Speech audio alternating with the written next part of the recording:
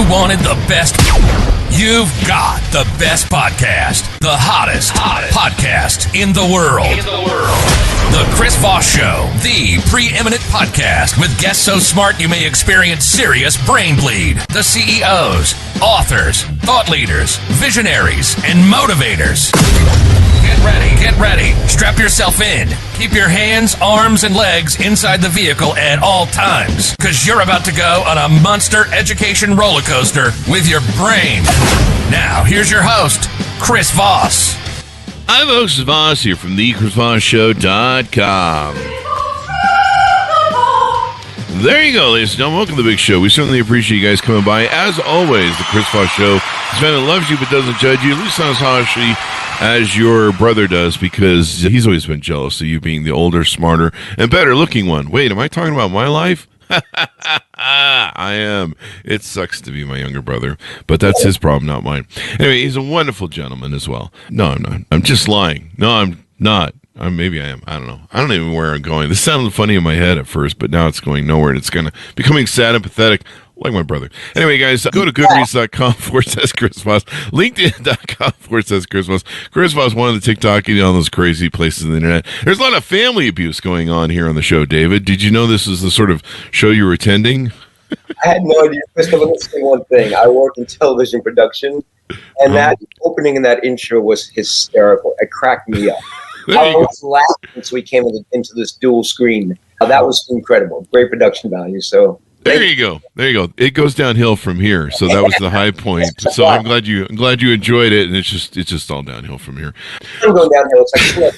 There you go. You can hear we have an amazing young gentleman on the show. David Sahadi is on the show with us today. He's going to be talking about his new book that came out October 31st, 2023, called My Dad, My Dying Son, A True Story of Love and Legends. And we're going to get into his journey, his father's journey, and everything else. Did you have something to say there, David? Nothing. There you go. I just heard a little bit of sound that came through, and I'm like, I hope I got the right guy. How many David Sahadis are there running around the place? Two, I think, in the United States. Oh, there you go. God, I'm jealous, man. It's so hard to have a name that everyone else is copying. So David is an award-winning creative director, producer, and writer who's directed nearly 1,000 television shows for Impact Wrestling, TNA Entertainment, and MLW Wrestling. He is best known for his work as a creative executive at WWE, where he conceived, wrote, and produced ambitious creative campaigns like the Attitude Era of professional wrestling that helped the WWE, a global entertainment phenomenon, become. He has directed over 300 national commercials, as which, well, of 3 have aired in the Super Bowl. He's been awarded with 27 PROMAX Gold Medallion Awards, and he's also achieved creative experience in television that he's been awarded for, as well as a National Sports Emmy. Welcome to the show. How are you, David? I'm doing well, Chris, and obviously you did some background check on me, so I think I'm in trouble right now, right off the bat. There you go. You do owe some money from somebody from 1979, and it's $50, and we're here to collect it. And we want to talk to you about your car's warranty as well. Oh, jeez. Welcome to the show. He's like, what the hell did I give us? I just wrote a book. Give me a break. Great. It's entertainment. That's what everything should be, entertainment. That's true. And if it's not, then it's the Chris Voss Show. So, David, give us your .coms. Where can you find people on the interwebs?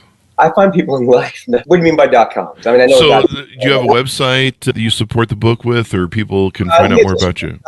It's not finished. It's called My Dad, My Son. The word "dying" is taken out of there. I have somebody who's running that for me, but she has some medical issues, and she's not able to do any work right now. But okay, I'll get that back up to speed eventually. There you go. Any social media you want people to follow you on? Instagram 3. David 3 on Instagram. There you go. 3. There you go. Welcome to the show. Give us a 30,000 overview of your book, My Dad, My Dying Son. It is a combination of a love story between a father and a son and great sports history. And it's a unique format in the sense that it's alternating chapters. So the chapters that I write, 1, 3, 5, 7, the odd number chapters, are all about the time I brought him home from the hospital in 2020 after he suffered a severe brain trauma. They gave him an 8% chance of living. and a 50% chance of getting his memory back. He was in the ICU and the other hospital for 7 weeks. Oh, wow. And it's linear. And it's emotional. He makes a great comeback, and then a sudden demise in the end. So there's some great stories in there. Then the even-numbered chapters, my father authored 31 books. Yeah. So the even-numbered chapters are his books condensed to 8 to 10 pages a chapter, which was the hardest thing to do. So it's a combination of great sports moments, the love between a father and a son, and there's a thread throughout each chapter. For instance, chapter 1, when I bring him home, he had 1 minute of clarity where he knew where it was. And he, said, David, thank you for bringing me home. We end that chapter with, together, we were praying for a miracle. Chapter number 2, his words, one book he wrote, The Miracle Miami. Chapter 3, I'll give you one more example. Chapter 3 is after 5 days home, I started playing Frank Sinatra songs, and he knew the lyrics. I knew there was a hope spot. Yes. Hope spot's what we say in wrestling for making a comeback. Chapter 4 was Frank Sinatra, Bruno Sammartino's real-life manager.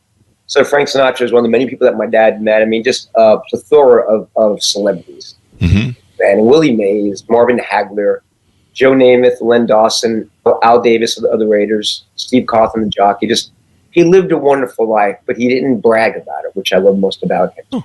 Yeah, one thing I'd say about this book is that it's about my relationship with my father and myself, but it could be about any two people that love each other deeply. Deeper than anything else. My dad meant everything to me. That's why the word son is spelled S-U-N, because he was my light, my God, and my mentor. But as we became older, he became my son, and I started taking care of him. Wow. You start love on a deep level, whether it's male and a female in a marriage or a boyfriend, girlfriend, whatever, can relate to the story that I'm telling. Wow. This is. I'm looking over your father's books and his history and what books he wrote. Yeah. He wrote. I've been a lifelong Raiders fan, and the first book I ever got was Ken Stabler and the Oakland Raiders from January 1st, 1978. Your father wrote that book, and I still have that book. That's awesome. He also wrote a book called Domination. He wrote something. Here's a funny story you like. Al Davis used my father, sports writer, to do alternative facts. They didn't call it that back then, but that's a political hot word today. And Al Davis would say, "No, I need a favor." And to call my father 007. I need to spread some news in the LA newspapers that I'm thinking of moving back to Oakland. See if I can get a here. So my dad would spread these things that was just Al Davis trying to mess with the media to get better deals for his team. And that happened multiple times. My dad and Al had such a great bond. Dad, he's deceased now, so I can say it. What part of the end zone was watered down in Oakland? What part wasn't. So the Raiders knew where to run the ball without slipping, and the opponents did not. Anything was game back then. That sounds like Al Davis football. Raider football. I kind of miss that football. Just win, baby. Just win, baby. Yeah, it's crazy. In fact, I don't know. Have you seen that Al Davis's son? He's dating that 26-year-old. Evidently, she's going to have his baby, and I think he's 70 or something. Good for him. About 60. I could probably date a 23-year-old too if I was a millionaire. Yeah, I mean, why not? Everyone's doing it. Al Pacino and Robert De Niro, go for it. So your dad lived this wonderful life. Tell us about what it was like to grow up with him. Did you guys always have a great relationship? Father and son's relationships can be sometimes challenging or conflicted. What was it like growing up with him? There was 1 year where it was tough because my brothers and sisters all knew that I was his favorite, and so did my mother, and they made me feel bad about that. But hey, it's like we all have our favorites, and that was the only tough time, but it was great growing up with him. He would take me to football games, many Jet games. He took me to the game where O.J. Simpson broke the 2,000-yard barrier rushing. Oh, wow. Yeah, and here's a funny story, Chris. I'm in the press box with him, and I'm this little kid, and he goes on a pitch to the right, he goes, he's got blockers, and O.J. busted one for 40 yards down the field. And I'm like, wow, my dad's like a seer. He knows this stuff. He's incredible. Then he goes, son, stay here. I'm going to get you some beef bully. I know you're cold. So on the very next play, my dad's gone. Pitch the same side. I say, he's got blockers. He's tackled for a 3-yard loss. O.J. Simpson. Much older writers in the front row turn around and look at me like, kid, shut the F up, please. You're trying to do what Dad does. The game. Yeah. Yeah, there you go. But I mean, what a way to grow up, though, right? In the press box, you're meeting the players. I mean, that must just seem like normal to you. It did at first until I got older, and I'm like, wow, because I went to 26 different Super Bowls with him, and everywhere he went, it's, Lou, come over here, I want to talk to you. Just players, writers, owners, outlays, especially GMs. And I'm like, wow, I didn't realize my dad's a rock star. But he never acted like he was one. He had a great smile. He was always charming. They loved him for his personality, not who he was. And that's how I learned how to be humble, but also how a smile and kind words can like energize the room. My dad energized the room for no other reason than he wanted to make people happy. So he never lived like he was this charmed star, but he was in so many ways. You'd ask him, what is his role? Author, celebrity, father? He would say, father, number one, not even close. Wow. Yes. That is awesome. He did everything for his children. He published 4 monthly sports periodicals and wrote about 6 columns in each one of those. So he's writing 24 columns a month, which is incredible. That's a lot of work. It is, but he wanted his family. He had a bad start to his life. Poor, oppressed, going days without eating. So he didn't want his kids to have that same life. Oh, really? He told me that story once. It's a kind of a heartbreaking story, what he'd been doing as he was growing up. So it really shaped him and had an effect on what he wanted for himself and his kids. And was that kind of that sort of, you see a lot of that in the Depression era, sort of folks that came out of that era where they're really hardworking. They saw hard times and they're like, I'm not going to experience that again. I saw it with my dad because he passed last year at almost the age of 93. And I just know that he only told me that story once because he didn't want to brag like I overcame stuff. It was a lesson that you can overcome anything that you want in life as long as you put mindset to it and have a positive attitude about that. But the first image of his father, I said, I'll tell you that it was tough, was when my dad was about 3 or 4 and the police busted down the door of their house and with batons because he was making bathtub gin during Prohibition. Oh, wow. And then my grandmother would have to go out and, after 1 week's worth of food dissipated, beg the neighbors for food. So my dad would go days without eating. Again, he only told me that story once. Only tell me that, son, you can overcome anything. Wow. And here's one great piece of advice he always told us, Chris. Whenever one of his kids called and had a problem or was disturbed about something, he would listen. He was a great listener. And when we were done, he would say, is it a matter of life or death? No. And he goes, let it go. Son, let it go. It's that simple. Where did he get this from? Where did he develop this character from? Was there any sort of influences that helped shape that? Because, sometimes when you grow up in a rough household, you kind of become rough yourself. And it sounds like, I don't know, maybe was there anybody who influenced them or gave him that viewpoint to blueprint off of? Yes, himself. He, like myself, we're just genuine people. It's a lot of us that really have genuine hearts and really care and don't just say things that people want to hear. My dad, like I, generally cares about people. So it came from within. He learned it from himself. He had the gift of it inside his heart. So that's the best answer. There you go. There was a lot of stuff. My relationship with my father was pretty contentious. And I learned a lot from him by what I call antithesis. So lessons by antithesis. Yes. So some of the ways he did things, I made rules to do things the opposite way. And he was a good man. He was trying to do his best, as most parents are trying to do. I've forgiven him. But, we struggled through our life of how it was. I mean, at 55, he was working for me, for my companies. And it was weird when people would come in and be like, your dad works for you? Wait, this is kind of weird. So there you go.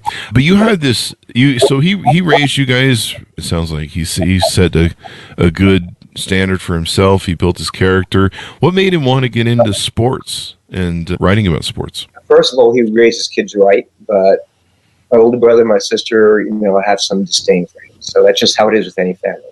Yeah. Sounds like you have the same issues I do. How about you and your father? That's me and my mother. Yeah. Oh, there you go. Okay. Yes. So what was your question? I'm sorry. My question was, what got your father into sports writing and into sports? What tuned him into that? Marshall University, and I'm not sure how, but there he studied journalism. And then he started writing for the Huntington Dispatch locally in Huntington, West Virginia. And then he became national, writing articles. Wow. He wrote that first book, Long Past, about Joe Namath and the Jets beating the Colts in the Super Bowl. Joe Namath. Off from there, yeah. I got a story about that too, if you want to hear it. Yes, please. Okay, so Joe Namath was friends with my dad during that season.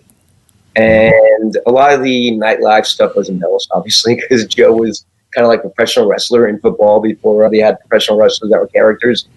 And my dad was the only sports writer that was allowed on the field because he was friends with Joe.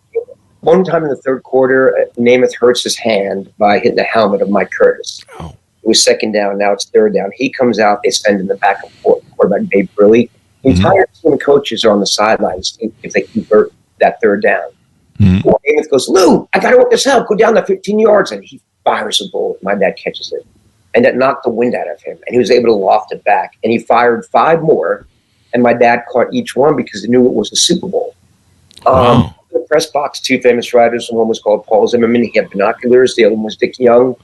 Dick Young asked Paul, how does Namath look? And he says, he can't be doing too well because Sahadi hasn't dropped one yet. Little did they know the pain he was in catching those. Wow. And sent over the backup wide receiver, Harvey Nahum, I think his name was, to replace my dad. First pass, he dropped, and the crowd booed. So moment of fame, as he said. Wow. Yeah. Wow. And so how long did his career last in that? It lasted, believe it or not, Chris, he had this horrific brain trauma and fall. It took him 8 months to recover, be fully functional. He wrote another book, a non-sports book, Murder in the Midlands, before cancer took him down. It was more of the treatment of cancer than it was the cancer itself. It was slow growing, but my dad likes to take everything head on. He likes challenges, and I think treatment is what killed him at age 92 and a half. Wow. Yeah. He was 92 and a half, did you say? Yes. That's a great, that's pretty good run for a life. Yes. On that, Chris. I cut you off, but on a month and a half ago, on the anniversary of his death, the first one, my sisters and I were both upset. We were crying. And my young brother called and said, David, instead of crying that he's gone, why not just be happy that we had him for 92 and a half years? We're luckier than most. And I said, John, you completely changed my entire perspective. Thank you for that. So now I'm blessed that I had him for so long. And I went back and I still play his voice messages every now and then, and it's no longer sad. It makes me happy. There you go. Yes. Yeah. Don't be sad that it ended. Be happy that it happened, I guess. Perfect. Yeah. Someone said that to me recently. I'm a big fan of Rush and Neil Peart, and I'm still trying to get over the fact they don't tour anymore. And so somebody said that to me just a couple days ago, and I was like, you got a point, but maybe I'll be happy while I cry. So there you go. So the book is basically a homage to your father. Now there's a little bit of you in here. I mean, you've had a successful career and stuff. Tell us about your career that you had that kind of, I think, followed a similar sort of reporting or producing sort of thing, just like your father. It did. And let me start by saying this is something I ask anybody that's 22, 23, 24 who does not I know what they want to do in life. I say, I know what you should do. And they said, how do you know? I said, find a passion you like, whether it's writing, whether it's outdoors, whether it's traveling, an entry-level job in that field, and you'll ascend really fast because you love what you're doing. So my dad, after I graduated college for a year with a math major, I don't know why, Chris, maybe you can figure that out for me, but I had a math major and nothing at all I liked about math, and I was good at it. I was in the houses for a year. My dad got me a job at NBC Sports. Wow. 2 things I love, sports and television. And I'm like, wow, what a dream job. And since I liked what I was doing, I excelled real fast. In 2 years, I became the head of on-air promotions for NBC Sports. And then 2 years later, I became the creative director for the WWF, now the WWE. Because I loved what I was doing. I had passion. I had creativity. I was telling stories. And it never felt like work. It was just fun to go into work and do that stuff because it wasn't work. It was play. It's creation. My dad influenced me there, but he never pushed me. And that's one thing I liked about it. He wasn't saying, son, you have to do this or you have to do that. He gently guided me and knew where I needed to go. And he was right. There you go. You're right. If you love something, and it sounds like your dad set a good blueprint for you. I mean, that's what fathers do, is they set a good blueprint to the kids of being a good man, of being someone who's a leader, and being have the healthy balance of character and stuff. My dad probably could have used to be raised by your dad, but he was trying the best he could. I don't know. I know your dad, so it might not have worked. Might not have worked. My dad was pretty stubborn and narcissistic, but he was a good man. He was just trying. I want to say on that note, there comes a time when the son becomes greater than the father, when it's starting to ascend, the other one's starting to ascend. Happened with Willie Mays and his dad, and Willie Mays knew that moment. And when my dad's career was starting to go, not as common anymore. He was getting older. He was just in the late 90s and early 2000s. My job was ascending, and he told me that I was more famous than him. Like, Dad were famous in different ways, but he was never jealous. Never enemies. He was so proud. He bragged about me. He never bragged about himself to other people. He bragged about me. My son won these many awards. My son's working for WBE. He's done this. He's done that. And I mean, what a gift. What a wonderful trait for a father to have, to not get jealous or be happy. Yeah. Son at that time was more popular and in the news than he was. There you go. You know, it's interesting, the father and son relationships we have, and how the whole arc of it balances out. I mean, I've thought of my father since his passing over the years, and I think at this point I wish I could go back and say, hey, I'm sorry, Dad, I should have given you more credit for all the shit you did, because you're trying your best, and you're probably a much stronger man than I was in the whole of it. But it's interesting the impact that they have on us. Yes, it is. Yeah, and how they shape us, and then, like you said, there's that competitive nature. I mean, I wanted to be more successful than my father, not to beat him at anything, but just to show him that, you know, I became something of myself. I did something, and I wanted him to be proud of me. And sometimes some dads, it's tougher to get that out of than others. Did he give you that voice that you have? What's that? Did he give you the voice that you have? Because if I had that voice, I could do announcer work or have my own. Yeah, maybe it was my father who gave me that. He definitely gave me my body parts, which probably contribute to my voice. I have his huge hands, and he used to have custom shoes he needed to have for 13 to 14-inch feet. Maybe the voice is, I think he did have a powerful voice. Yeah, maybe I'm going to have to think about that, it was David. more flattery of you than it was of your father. Yeah. Because I deal with announcers all the time. He was better looking than I was. I think my mom gave me my radio face. Wait, that didn't work out well. I don't know what that. My mom's lovely. Whoever's watching, I'm sorry about that. Before we started the conversation. She's already cut me out of the will. But yeah, what this whole show is about my family. What the fuck happened? It's a family show. We're talking about family, folks. That's what's important. So I had a drink yet today, and you're making me laugh hysterically. That's what we try and do here. Because if you see my family, you'll laugh. No, I'm just kidding. Wow. Now, there's one great story you have about meeting Cassius Clay. Oh, gosh. Yes. Tell us a little bit about that, because you're 8 years old. Holy crap. When he beat Sonny Liston on that photo. Wow. I got my dad's house. I met Cassius Clay through my dad. He was interviewing him for a fight, and it was at the Fontainebleau Hotel in Miami. Mm-hmm. And I was like 6 or 7. I was very young, and he came in the room. He was all dressed up nice, and he was very humble in real life. When the cameras went on, he became this character, this larger-than-life superstar. You know, jumped like a butterfly, sting like a bee. I know I messed up that line, but you know what I'm talking about. But in real life, he was so calm, so soft, so gentle, so soft-spoken. Mm-hmm. He impressed me. He wanted me to sit down beside him on the couch for 2 hours when my dad did an interview with him. And then on the airplane ride the next day, he was in first class, and he grabbed me and put me on his lap. And when the flight attendant said it's time to go back to his seat, he says, no, he's going to fly back to the shaft right now. And it's just like, wow. I mean, my dad knows this guy, and I guess he's kind of famous because he's got this thing to belt, but I really don't know who he is. He's kind of famous. And so my dad's back there in coach, and I'm flying back home because it was a lot more lax back in those days in first class with Cassius Clay / Muhammad. Wow. I mean, these are stories that very few people get to experience and do, and then in such a humble way as well. I mean, just a crazy way to grow up, where you're growing up where this is kind of normal, and you almost have to pinch yourself all the time. There you go. Are you still we may have broken up there a little bit. Yeah. So, I mean, you're growing up in a way where you kind of have to pinch yourself, and this feels very normal. But during the time, do you realize how kind of unique it is? At the moment, no. When I was in my teens and early 20s, yes. Whenever we did Super Bowls, and like people would call him everywhere to call him and talk, I saw how beloved he was, and I'm like, wow, my dad's kind of like a rock star. I never realized that. Yeah. And it really made me appreciate him because he was humble as well. Mm-hmm. He had that smile that can light up the room. And I would just watch in awe and see like all the love that people had for him that he had for other famous people. So it didn't hit me until I was in my teens and my 20s, how famous he was in his own world. But he never bragged about that. There you go. Beautiful. And I imagine you, when you were doing the book and writing it, you were going through his stuff, the journey of his life, some of his possessions, belongings, writings, things like that. What was it like to try to unpack his life and pack it back up, I guess? The chapters I wrote, the odd number chapters, were easy because that was my real life experiences with him from 2020 on. And I have some flashbacks in there as well. What was hard was, Papa, a couple of years, please open some of this. I didn't read many of his books. I read a couple.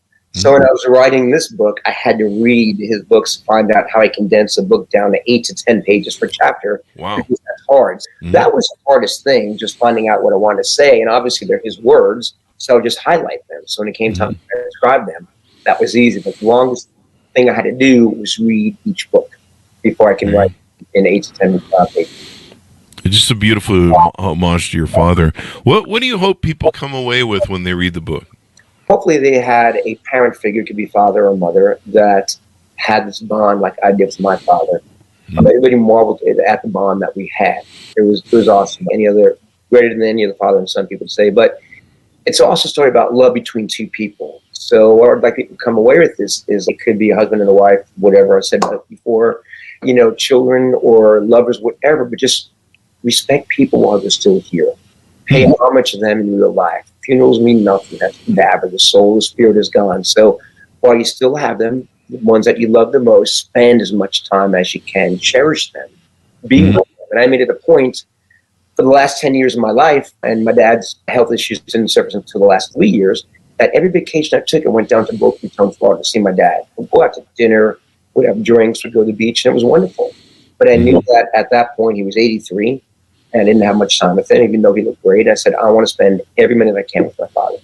I never have time off. So just anybody you love in your life right now, just, again, enjoy them while you have them. Cherish them, honor them, love them fully, because one day they won't be around.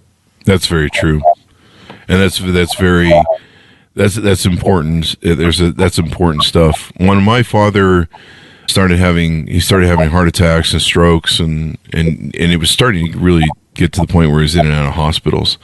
And I went up and I spent time with him, and I basically used a let's settle all business sort of aspect. And so I started talking to him about clearing the decks of any issues that I'd had with him, or misunderstandings or disagreements, and making sure that we were all, I talked to him about what I wanted to talk to him about, and I asked him, I said, is there anything, we need to clear decks with you?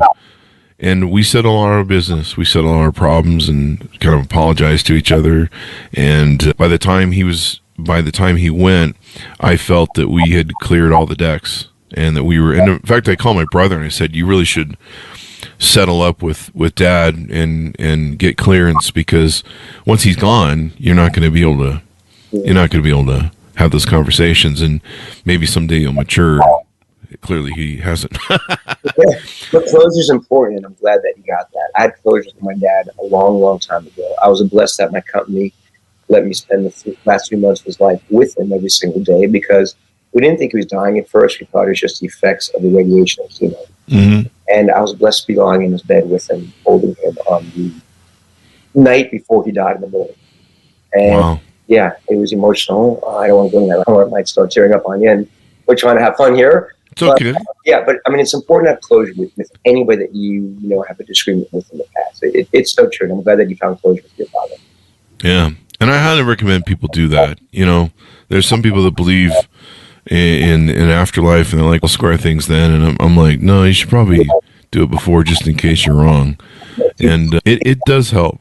Because nobody knows, Chris. You might be wrong. Nobody knows. Nobody knows. But it's the rest of your life will be a lot cleaner if you clear it up. That's my policy. I'm sticking to it. It's been wonderful to have you on. Give us the final pitch out to people to order up the book, David, and find out more.